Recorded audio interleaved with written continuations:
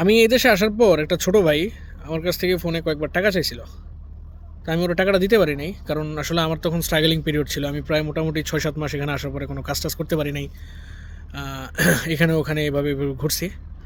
যদিও আসলে পরিচিতজন বা বন্ধু-বান্ধবের মধ্যে মানে বন্ধু-বান্ধব খুব ক্লোজ না।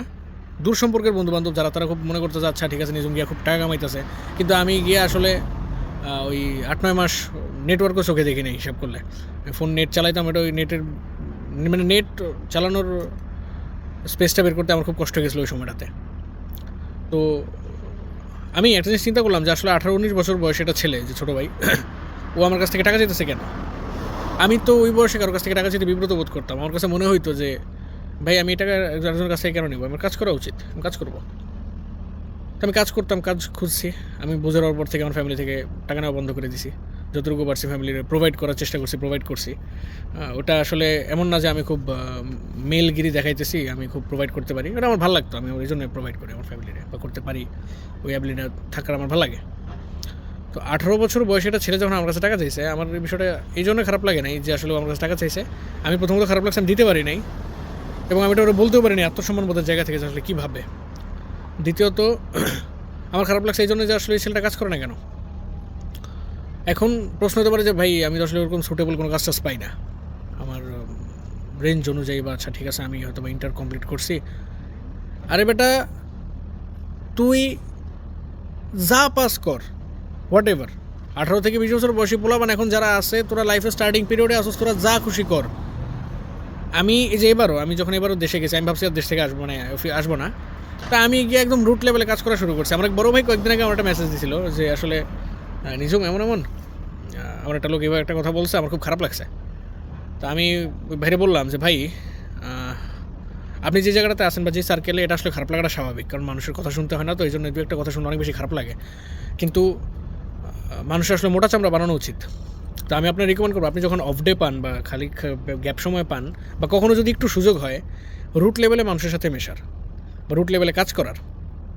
আমার বাপের চায়ের দোকান ছিল। আমি আমি ওখানে চা বিক্রি করতাম। একদম ইন্টারের পর থেকেই আমি ওখানে চা বিক্রি শুরু করছি, এবং পাশাপাশি ইন্টারের পরে আমি পত্রিকাও কাজ টাজ করছি, বা আসলে এটা ভিন্ন, এটার পোর্টফোলিও ভিন্ন, এটা ওই বিষয়ে কথা না বলি। এই জন্য হয়েছে কি, মানে একটা রিক্সাওয়ালা এসে আমারও যখন বলছে যে একটা চা দে বা একটা সিগারেট দিস, তো ওই বিষয়টা আমি ইনহেল করতে শিখে গেছি, এবং ওইটা আমার লাইফে আমার মনে হয় যে আসলে অনেক বেশি হেল্প করছে। বিশেষ করে আমি এখন যে প্রফেশনে আছি সেখানে আমি এমন অনেক মানুষের চিনি, বিশেষ করে আমার আমার ক্লোজ, যারা আসলে এখন এই বয়সেও আইসা প্রায় ২৬, ২৭, ২৮, ৩০ বছর বয়সে আইসা আসলে ফ্যামিলির উপরে, আমি বলতেছি না এটা খারাপ, ফ্যামিলির উপরে থাকা আসেন ভালো, কিন্তু নিজস্ব একটা আইডেন্টিটি তৈরি করতে না পারা, নিজস্ব একটা কনফিডেন্স বিল্ড করতে না পারা যে আমি কিছু করতে পারি বা পারবো, ওটা তো সমস্যা। শুধুমাত্র পড়াশোনার দোহাই দিয়ে যে ওকে আমি তো পড়াশোনা করতেছি, আমার বাবা মা আমাকে প্রোভাইড করতেছে, এখন হ্যাঁ আমি আবার যখন জবে যাব তখন কিছু করব। আরে চোদনা শালার পুত, একটা পুরুষ মানুষের ধান্দা থাকা উচিত তার ফার্স্ট প্রায়োরিটি।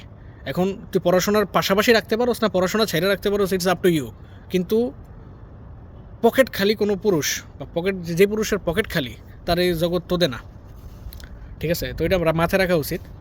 আর এই কথাগুলো আজকে এখন কেন বলতেছি, যদি আসলে আরও অনেক কথা বলা ছিল। আরেকটা কথা বলি, আমার এক ছোটো ভাই, ও দেখি খুব মাঞ্জা মায়েরা ছবি দেয় ফেসবুকে, মানে মাঞ্জা মানা বলতে খুব মাঞ্জা, একদম ব্র্যান্ডের শার্ট, ব্র্যান্ডের প্যান্ট পরা।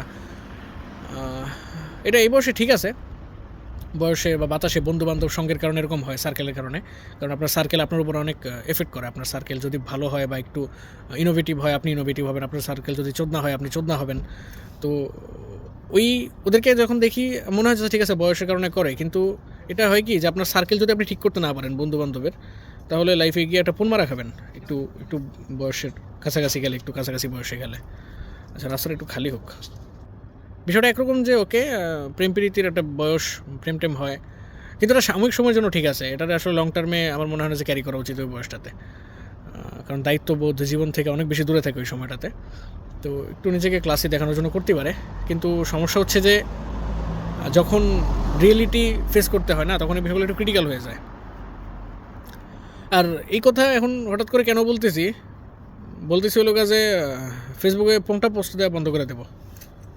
আব্বা কমেন্ট করছে, এই ভালো কথা বলবা যাতে তোমার কাছ থেকে মানুষ কিছু শিখতে পারে। এখন আমার কাছ থেকে শেখার মতো কিছুই নেই।